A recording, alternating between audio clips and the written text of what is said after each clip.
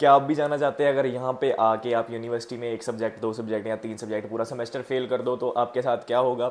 मैं भी जानना चाहता था। क्यों? क्योंकि जब भी मैं फर्स्ट सेमेस्टर में यहाँ पे आया था, मेरे को असाइनमेंट बनानी नहीं आती थी। एजुकेशन सिस्टम चेंज हो गया था, किताबों से लैपटॉप पे आ गए थे।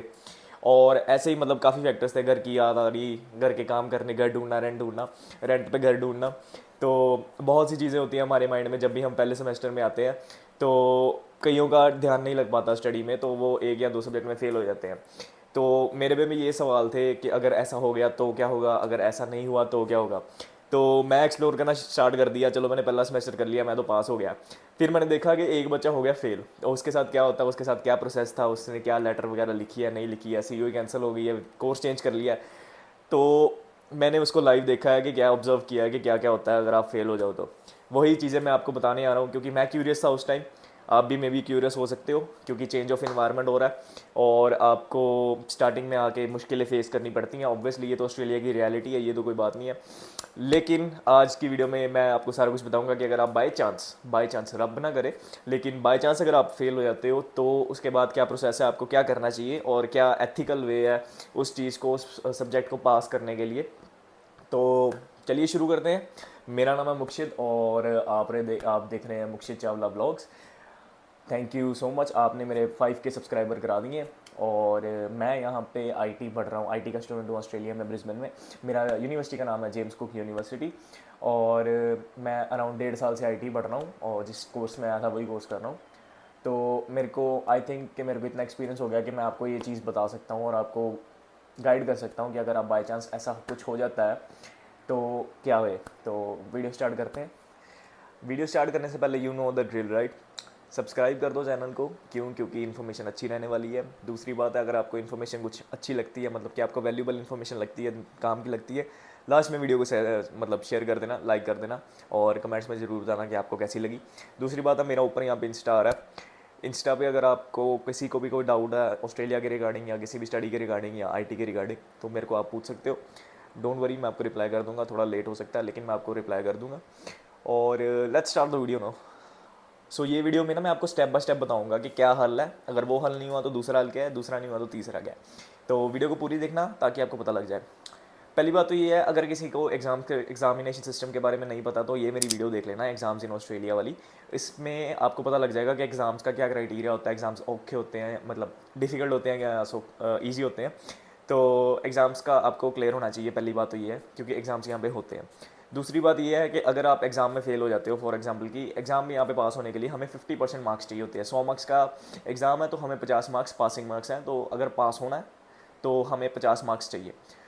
दूसरी थिंग है कि अगर आप बाई चांस एग्ज़ाम में फ़ेल हो जाते हो, फॉर एग्जांपल आपके 49 या 48 आ जाते हैं, फिर आपको टेंशन लेने की ज़रूरत नहीं है। वो मतलब कि अगर आपके मतलब पासिंग मार्क्स, ग्रेस मार्क्स देके आपको पास कर देते हैं। लेकिन अगर आपके मतलब कि 5 या 10 मार्क्स कम आते हैं और आप जेनुअनली फ़ेल हो जाते हो, आप कुछ वहाँ पे लिख के ही नहीं आए होते हो, तो फिर वो क्या करते हैं, आपको फ़ेल कर देते हैं सब्जेक्ट में। अगर एग्ज़ाम में फ़ेल तो सब्जेक्ट में फ़ेल। कई सब्जेक्ट्स ऐसे हैं जिसमें आपको एग्ज़ाम में पास होना क्राइटेरिया है टू पास द सब्जेक्ट। और कई सब्जेक्ट ऐसे हैं जैसे असाइनमेंट और एग्ज़ाम मिलके वो टोटल देखते हैं, टोटल में आप मतलब कि आपके 50% से ऊपर आना चाहिए। कई सब्जेक्ट्स हैं जिसमें आप सिर्फ एग्ज़ाम के बेसिस पे होता है, कई होते हैं कि आपके दोनों मिला के होता है, जैसे असाइनमेंट भी और एग्ज़ाम में भी। और ये चीज़ थोड़ी सी मेरे को अलग लगी थी यहाँ पे। क्यों? क्योंकि अगर आप यहाँ पे, मैं आपको बात बता रहा हूँ। अपने फर्स्ट सेमेस्टर के मेरा कोई फ्रेंड था, वो फेल हो गया था एक सब्जेक्ट में, तो वो एग्ज़ाम में एक्चुअली में फेल हुआ था। तो और उसके मतलब कि कंबाइंड मार्क्स नहीं देखे गए थे, सिर्फ एग्ज़ाम्स के पहले देखे गए थे। तो होता क्या एक्चुअल में, ये तो चलो एग्ज़ाम एग्जूम की बात होगी, होता क्या एक्चुअल में ये होता है कि अगर आप एग्ज़ाम में फेल हो जाओ तो आपका होता है एक FSA, फेल सप्लीमेंट्री एग्ज़ाम बोलते हैं, जो इंडिया में भी जैसे सप्लीमेंट्री एग्ज़ाम होता है यहाँ पे भी होता है। अगर आप उसमें पास हो गए तो भाई ठीक है, अच्छी बात है। अगर आप उसमें पास नहीं हुए तो क्या ऑप्शन है? तो आपके पास ऑप्शन कोई भी नहीं है, आपको कोर्स दोबारा करना पड़ेगा। कोर्स मतलब इन द सेंस कि आपको जो भी सब्जेक्ट है वो दोबारा 3 महीने पढ़ना पड़ेगा, उसके बाद एग्ज़ाम दे के क्लियर करना पड़ेगा। आपको उस कोर्स के क्रेडिट पॉइंट्स नहीं मिलेंगे। चलो मैं यहाँ पे क्रेडिट पॉइंट्स भी एक्सप्लेन कर देता हूँ। यहाँ पे जैसे डिग्री वगैरह या मास्टर्स वगैरह होती हैं, उसके होते हैं क्रेडिट, मतलब पर सब्जेक्ट होते हैं क्रेडिट पॉइंट्स, और हमें टोटल ऑफ सम अमाउंट होता है टोटल। अगर आपको इतने क्रेडिट पॉइंट्स हो गए हैं तो आपकी डिग्री कंप्लीट हो गई है। For example in my case bachelor of IT है और मैं जेम्स कुक से कर रहा हूँ, तो मेरे को टोटल 72 क्रेडिट पॉइंट्स चाहिए in order to achieve a degree. 72 credit points का क्या मतलब है, ईच मेरा जो है, मतलब आपकी यूनिवर्सिटी का डिफरेंट हो रहा है, डिफरेंट हो सकता है। मेरा जो है जो 3 क्रेडिट पॉइंट्स हैं पर सब्जेक्ट के, अगर मैं एक सब्जेक्ट अपना क्लियर कर लेता हूँ मेरे को 3 मिलते हैं। तो 72 क्रेडिट पॉइंट्स का क्या मतलब हुआ, 72 डिवाइडेड बाई 3, मतलब मेरे को 24 सब्जेक्ट्स कंप्लीट करने पड़ेंगे in order to achieve my degree. इसका सिंपल ये मतलब है क्रेडिट पॉइंट्स का, इसको ज़्यादा मतलब कंफ्यूज ना करना किसी चीज़ से। सिंपल ये मतलब है कि आपको इतने क्रेडिट पॉइंट्स चाहिए और आपको 24 सब्जेक्ट कंप्लीट करने पड़ेंगे। जैसे बाहर की डिग्रीज होती हैं, आपकी भी डिग्री होगी, उसमें ऑप्शनल सब्जेक्ट्स भी होते हैं, तो ऑप्शनल डाल के आपको टोटल 24 सब्जेक्ट करने हैं। इन माई केस मैं आपको बता रहा हूँ टू अचीव द डिग्री, और आपको डिग्री मिल जाएगी, मतलब आप कहोगे कि बैचलर ऑफ आईटी इसको मिल गया। तो क्रेडिट पॉइंट्स ये होते हैं, तो उस कोर्स के मतलब उस सब्जेक्ट के आपको क्रेडिट पॉइंट्स नहीं मिलेंगे। क्रेडिट पॉइंट्स नहीं मिले तो ऑब्वियसली आपका टाइम वेस्ट, आपको कोर्स दोबारा करना, मतलब वो सब्जेक्ट दोबारा करना पड़ेगा, आपके पैसे वेस्ट, उस फीस भी सारी गई, कोर्स भी सारा गया। अगर आप कोशिश करते हैं उनको लेटर लिखने की कि मेरा एक और सप्लीमेंट्री एग्ज़ाम ले लो, तो उस चीज़ का कोई फ़ायदा नहीं है। यहाँ पे यूनिवर्सिटी स्ट्रिक्ट होती है, आपको वो मौका नहीं देंगी दूसरा, आपको एक ही मौका मिलेगा।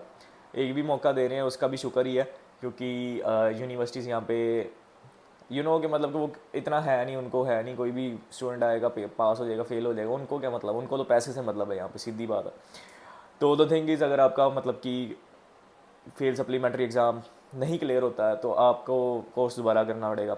फॉर एग्जांपल आपको कोर्स नहीं दोबारा करना है, आपका दिमाग चल रहा है और आप सोच रहे हो कि मैं कोर्स चेंज कर लेता हूँ, तो अगर आपको कोर्स ही चेंज करना है तो आप पहले दिन से ही कर लो, आपने वो वाला पढ़ना ही क्यों है। अगर आपको यूनिवर्सिटी चेंज करनी है, अगर आपको दिमाग में आ रहा है कि मैं सेम कोर्स ले लेता हूँ दूसरी यूनिवर्सिटी में, मेरे वहाँ से क्रेडिट पॉइंट उठा के इधर डाल देता हूँ, बट लेकिन फिर भी उस चीज़ के आपको उस सब्जेक्ट के, जिस सब्जेक्ट में आप फेल हुए हो, उस चीज़ के आपको क्रेडिट पॉइंट्स नहीं मिलेंगे, तो उस यूनिवर्सिटी चेंज करने का भी कोई फ़ायदा नहीं है, सेम ही चीज़ आएगी। आपका यहाँ पे कोई हल नहीं है, जिसको कहते हैं, मैं इसीलिए आपको कह रहा हूँ कि आप प्लीज़ पास हो जाएं, थोड़ा सा पढ़ने पे भी ध्यान दे दें, काम पे ध्यान दो, ऑब्वियसली नए आए हो लेकिन पढ़ने पे भी ध्यान देना। ये तो होगी चलो बात सिंपल क्वेश्चंस की कि होता गया एक्चुअल में। और मैंने मतलब कि कई जगह सुना है कि कोई सीओई कैंसिल हो गई है, ये हो गया वो हो गया, ऐसा कुछ नहीं होता भाई, सीओई कैंसिल नहीं होती। उनको ये है कि आपको कोर्स में फ़ेल कर दिया, आपके क्रेडिट पॉइंट्स नहीं मिले, आप दोबारा पैसे दो और वो सब्जेक्ट कर लो, that's simple. COE cancel, visa cancel, ऐसा कुछ भी नहीं होता है। तो ये सारी मिथ है, ये किसी भी मतलब किसी का सुनना ना कि ये सीओई कैंसिल हो गई, मैं फ़ेल हो गया था, ऐसा कुछ भी नहीं है।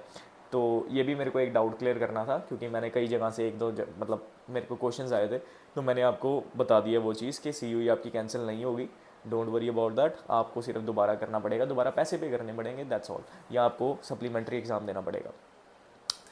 तो ये सारी चीज़ें मैंने आपको बता दी हैं कि अगर ऐसे है तो ऐसे नहीं, ऐसे है तो ऐसे नहीं।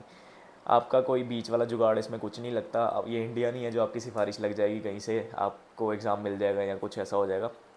ऐसे है, प्लीज़ पढ़ाई करें और पास होएं, क्योंकि पैसे बहुत वैल्यूएबल हैं। 4-5 हज़ार डॉलर फिर से खर्चना इज़ नॉट वर्थ हियर, क्योंकि फीसें बड़ी मुश्किल हम दे रहे हैं, ऑब्वियसली आपको पता ही है सबको।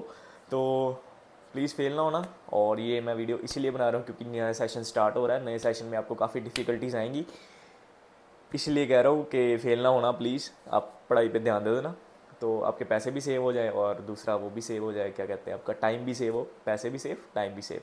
सो आई थिंक सो कि मैंने आपको क्वेश्चंस के आंसर कर दिए, आपको क्लियर हो गया होगा कि अगर आप बाई चांस फेल हो जाते हो तो डरने की ज़रूरत नहीं है, आपको सप्लीमेंट्री एग्ज़ाम होएगा, सप्लीमेंट्री नहीं होता तो आपको कोर्स दोबारा करना पड़ेगा। सीओई कैंसिल नहीं होती, वीज़ा कैंसिल नहीं होता। So that's all for today's video, thank you guys for watching. आज की वीडियो मैंने बहुत ही सिंपल रखी है, क्यों, क्योंकि भाई मेरे पास रिसर्च करने का टाइम नहीं आया। नेक्स्ट वीडियो आएगी रिसर्च के साथ आएगी। आज की वीडियो काफ़ी सिंपल थी, और अगर आपको इन्फॉर्मेशन कुछ वैल्यूएबल लगी है तो प्लीज़ कमेंट्स में फीडबैक ज़रूर करा करें कि आप भाई आप सही बता रहे हो, थैंक यू का मतलब थैंक यू। अगर आपकी वीडियोज़ अच्छे लग रहे हैं, अगर आपको नई वीडियोज़ अच्छे लग रहे हैं तो मुझे क्या इंप्रूव करना चाहिए आप वो भी बता दें। So that's all for today's video, thank you guys for watching.